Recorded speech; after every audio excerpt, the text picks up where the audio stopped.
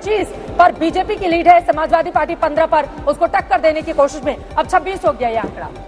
नहीं चित्रा जी, बार बार इस बात का जिक्र हो रहा है, ये पोस्टल बैलेट है और अभी बहुत ही शुरुआती रुझान है। अब पोस्टल बैलेट में अमूमन, जिसका जिक्र विनोद जी भी कर रहे थे, अमूमन बीजेपी को लीड होती है।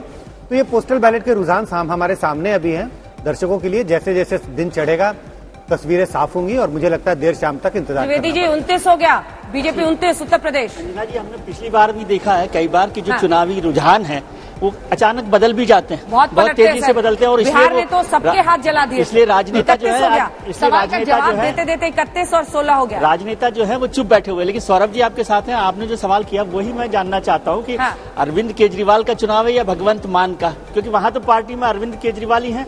सौरभ जी यदि दूसरे नेता का भी नाम बताएंगे तो थोड़ा जानकारी बढ़ेगी मेरी आम आदमी पार्टी का। सौरभ जी, राघव चड्डा जी वहां स्टेशन किए हुए हैं और राघव चड्डा ने बहुत मेहनत की है इस बार पंजाब में। कहूंगा सौरभ, जो क्रेडिबिलिटी, देखिए दो चीज है, एक तो अरविंद केजरीवाल के दिल्ली मॉडल की, केजरीवाल मॉडल की क्रेडिबिलिटी की, जो कहते हैं वो करते हैं, डिलीवर करते हैं, और दूसरे भगवंत मान साहब की पंजाब के अंदर पॉपुलैरिटी जो है, ये दोनों का विनिंग कॉम्बिनेशन हमें पंजाब में मिला। मैं पंजाब में गया था तो लोग भगवंत मान की शक्ल देखने के दीवाने, मतलब कहते हैं कि बस एक बार रोड शो दिखा दो, एक बार यहाँ इस सड़क से गुजार दो, हम मान साहब को देखना चाहते हैं बस एक बार।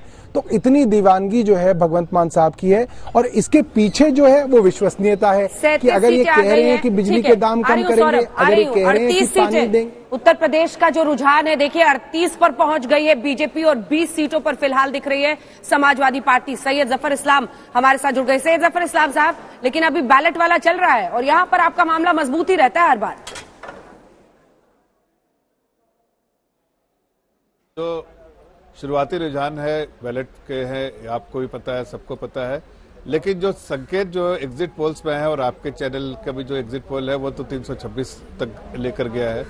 तो मुझे लगता है कि वही संकेत यहाँ भी देख रहे हैं और आगे भी देखेंगे। देखिए मैं दूसरे चैनल में अगर देखूं तो ये जो है करीब करीब हम 80 के पास पहुंच चुके हैं। देखिए अभी देखिए सुनिए ना, जफर इस्लाम साहब आप आते हैं, राज्यसभा के सांसद हैं उत्तर प्रदेश से ही, अब तो थोड़ा कॉन्फिडेंस व मुस्कुराता हुआ चेहरा दिखाई देना चाहिए। 67 के रुझान सामने आए हैं, 42 पर बीजेपी आगे चल रही है, लेकिन 24 पर साइकिल में तेजी से आपका पीछा करते हुए दिखाई दे रही है इस वक्त उत्तर प्रदेश में। नहीं मैं वही बता रहा हूँ कि अभी साइकिल हमसे आधा रास्ता भी नहीं तय कर पाई है, बहुत पीछे है। अभी हम 100 के करीब पहुंच चुके हैं, दूसरे चैनल में वही बता रहा था, लेकिन ये अभी 35-37 पे ही है। तो इससे समझ में आता है कि जो शुरुआती रुझान है, शुरुआती रुझान, अंजना जी थोड़ा सा इंतजार कर लेते हैं, जल्दी से एक बार इन आंकड़ों को बताते हुए अपने दर्शकों के पास मैं फौरन आपके पास आऊंगी, क्योंकि 67 सीटों के रुझान आ गए हैं जफर इस्लाम साहब। 71-72 के रुझान, 72 में से 46 पर भारतीय जनता पार्टी आगे चल रही है, समाजवादी पार्टी 25 पर, बीएसपी सिर्फ 1 पर, कांग्रेस का खाता भी नहीं खुला है।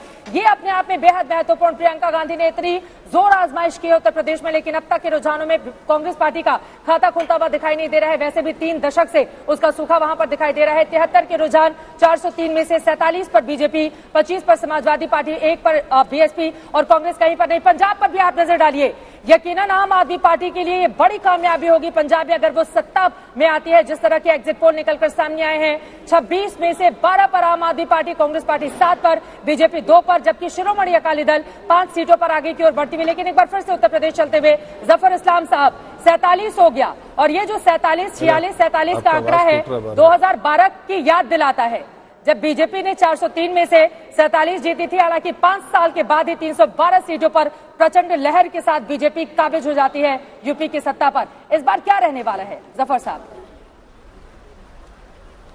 देखिए जहां तक मैं हर स्टेट्स के बारे में बात कर लेता हूं, उत्तर प्रदेश में जैसे मैंने कहा कि जो एग्जिट पोल्स है उसके संकेत अभी देख रहे हैं, आगे भी देखेंगे। जैसे जैसे दिन ढलेगा वैसे वैसे हम विक्ट्री मार्च की तरफ बढ़ते रहेंगे और हम प्रचंड बहुमत से जीतेंगे। अब 326 और जो 250 के बीच में अलग अलग जो चैनलों ने दिया है, जो एजेंसीज ने दी है, उसके बीच में कहीं न कहीं हम आएंगे, उसी का इंतजार है। लेकिन जीत हमारी पक्की है। यूपी में तो आगे चल रहे हैं, उत्तराखंड में 10 पर, बीजेपी 8 पर अब तक के रुझानों के हिसाब से।